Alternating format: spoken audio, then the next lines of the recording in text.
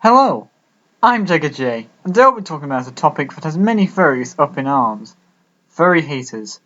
More specifically, I will be talking about how to deal with said people, and why doing certain things is not recommended.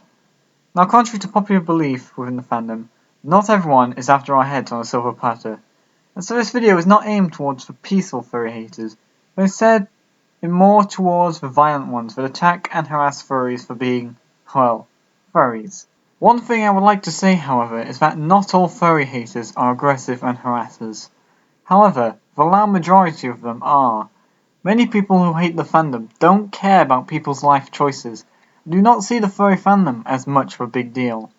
As such, this video is not aimed towards these types of people who don't give a crap about the fandom, but it is aimed to talk about the people who not only see the furry fandom as a threat, but seek to humiliate and attack its members.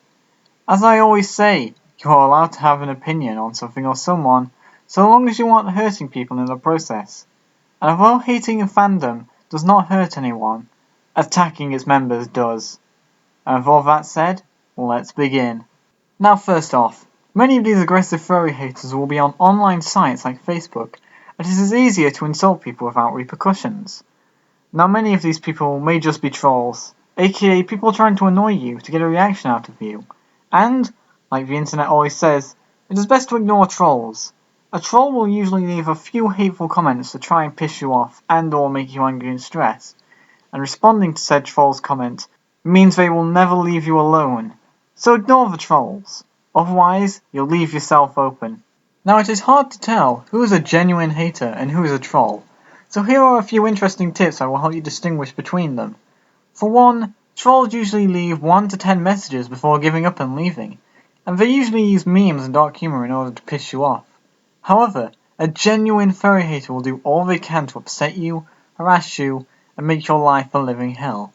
Now remember that distinguishing them can be very hard, but doing so means you will save yourself a whole load of trouble. So, on to genuine furry haters. As I said before, these people will usually try to ruin your life in any way possible, or at least upset you over the internet. And sadly, on the internet there is no real way to avoid them, as there are many loopholes that they can go around to start harassing you again. There are ways to stop most of them from bothering you though. On many websites there is a way to block people from your social media page, as well as report harassment.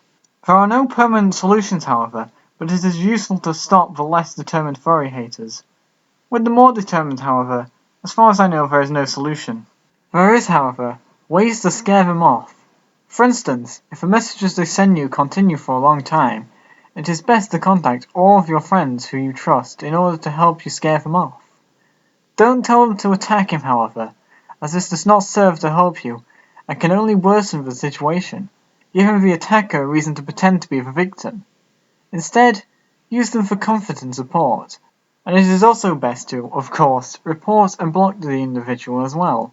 Although not a permanent solution, it could help you have time to rest.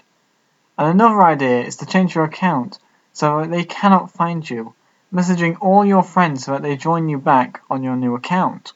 But it is not a good idea to argue with them or send your friends after them.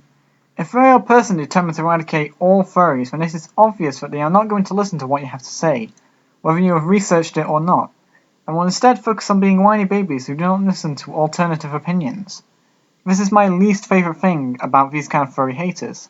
They do not bother to look up what being a furry is, and instead assume and do not listen to others even if that person is right or wrong. I much prefer the furry haters who hate furries but are willing to listen to counter-arguments, and are not going to assume and harass. However, furry haters willing to harass people for being furries is a very small minority contrary to popular belief. Although the loud furry haters, or the ones that talk openly about hating furries, will usually be the ones to be the harassers. Many furry haters who hate furries either don't care what you get up to so long as they are not involved, or are just trolls trying to get under your skin. And although recently there has been a big spike in furry haters harassing furries, it is nothing that you will have to worry about hopefully.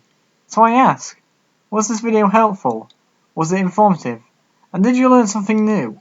Tell me in the comments below, and I'll see you next time.